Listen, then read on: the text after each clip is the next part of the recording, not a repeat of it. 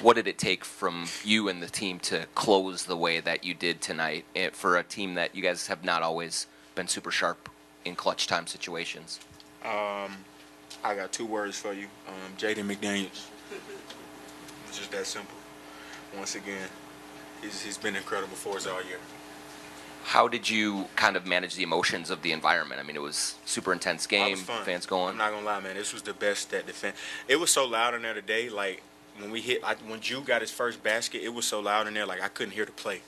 I couldn't hear what play we was in. I couldn't hear Rudy saying screen left sack. I couldn't hear nothing. Like it was so loud in there. That was probably the most fun I've had in Target Center for sure. And it seemed like tonight you really spent those last 5 minutes really found the balance of hitting that 1-3 and then just finding the lanes and being patient with it. Like, what were you seeing, especially down the stretch with their defense, and how were you able to kind of generate good looks every time down? Just trying to play a little faster. I think in the first half I was getting to where I wanted to go, but I wasn't playing fast enough. So like when they switch and then say Julius set a screen and they switch and he roll his man down, I was waiting till his man turned around instead of driving right behind him. And I think in the fourth quarter I started to do that more, and it was effective. Julius, you've always talked about liking to push the pace, and that's been so critical in this series. Have you tried to take that up to a different level, even of every time there's an opportunity, getting out and trying to get a good look that way? Yeah, we know when they miss or make, it's an advantage for us to be able to push the pace, get downhill, create a play for yourself or your teammates. So any chance that I can do that, if I can get the rebound or early transition and get a hit ahead, I try to break the paint and from there see what happens. Ant, did you have a sense, or did you know that right here, Ant? Did you have a sense that Luka might have been a little under the weather, and if so, did you go at him? Did you try to go at him a little bit harder if you knew he was sick at all? No, I didn't know. I mean, I don't sit and watch the latest updates or nothing like that, so I don't know anything about none of the players, but whoever on the court. What did you 2 fellas think about the 40-year-old tonight? He was incredible. He did everything he could in his power to try to will him to a win. He was shooting it from Yucatan. Yeah, for sure. He was shooting it crazy for sure. He caught one of them in transition, and I was like kind of closing out, and I'm like, he not about to shoot this, and he launched. I'm not gonna lie, it was fun to watch him be competing against him today for sure. Julius, all season the 5 you guys start with may not always be the 5 that you end up closing a game with. Just how has that, just as a team, gone over in the locker room, and how have guys maybe put their egos to the side for the good of the team in these situations when everybody wants to close but not everybody can on a given night, and just how is that culture built over the course of the season? I mean, I just think our trust in coaches, extremely high. We know that he wants to win. Everybody in the locker room, 1 through 15, want to win as well. So,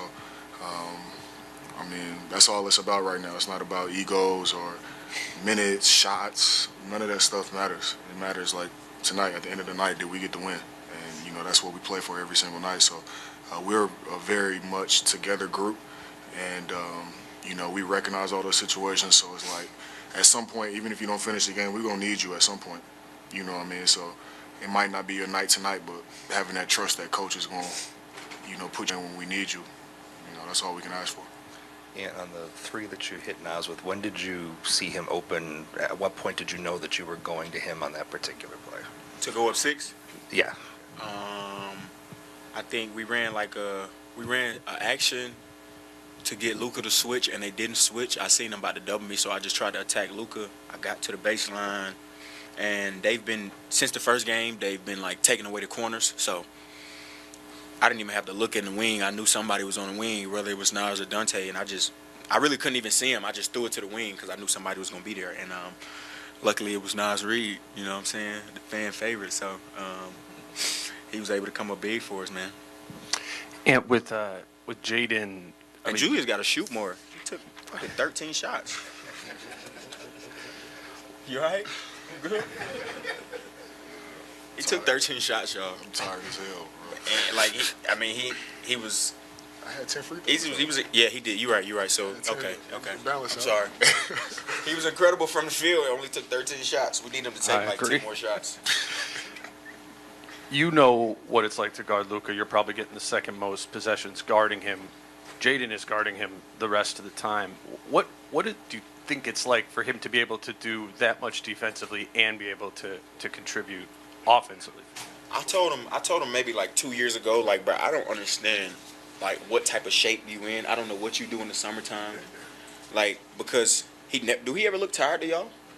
Like, I mean, I know he don't show no emotion, but like, you can tell if somebody tired. Like, if you watch me going into the end of the first quarter, I'm like, I'm trying to catch my breath. Jaden never looks tired. Like, it looks like he can play 48 minutes. So I don't know, man. It's incredible on his behalf, man. What he played tonight, 38. He could have played 48 minutes for sure. I think Finchie does a great job of trying to match his minutes with Luka, to keep him on him, because he's pretty much like the only person we got that can kind of make it tough on him, because Luka makes the craziest shots. Julius, over the course of the season, what's kind of, when you look back at it, figuring out how you two, play off of each other offensively? I mean, back at the beginning, it was kind of like your turn, my turn, and now it just seems like it's flowing more naturally. Yeah, I mean, I try to make the game as easy as possible as I can for him, because he draws so much attention when he has the ball in his hands. And I mean, you see how teams are playing him all year. It's boxes and elbows, so it's like we talked about earlier, like pushing the pace. Like, if I could find him some easy ones in transition or some DHOs where the defense is off balance and he can get downhill or play in space, I try to make a conscious effort to get him those looks. And then it's just a trickle-down effect. Once he's going and he's in rhythm, the defense is going to overreact to everything that he does, and it just makes the game easier for myself and everybody else. You know what I mean? And how would you describe the attention to detail and urgency you guys had defensively in those last 5 minutes? There was one where you closed out on LeBron, you were like in his hip pocket, Yeah. just like those. Everybody seemed like they were doing that on that end. Yeah. I think, like you said, the last 4 minutes, the attention to detail was pretty good. I think it could be better. Just on being able to read the game a little bit more. We had a couple drives, one on Jaden and one on Julius. Luka drove them, and they played pretty good defense, and we didn't have to bring a low man or a help defender. We could have just made him make a tough shot, but we brought the low man, and it put us into rotation. And the bad thing about getting into rotation is when the ball is swinging, everybody is rotating so fast. The ball, we don't want certain people to catch the ball. We don't want LeBron, Luka, or Austin Reeves to catch the ball within those rotations. So that's why we got to go watch film and be able to read the game a little better on when to bring the low man and when not to. Because if they play good defense, they make them take a tough shot. Everybody just fan out. You know what I'm saying? Because you get in rotations, Hachimura touch it, Finney-Smith touch it, then it goes back to Luka for a catch and shoot. And that's what we don't want. So we got to be able to take that away from the game, especially down the stretch. Ant, where did that dunk on Luka rank in your career list of dunks? Oh, that was terrible. Yeah, that was a terrible dunk. I wish I could get it back. I would crunk it back a little more. Any other questions? Thanks, guys. Nas and Jaden are going to be next in this room. A lot of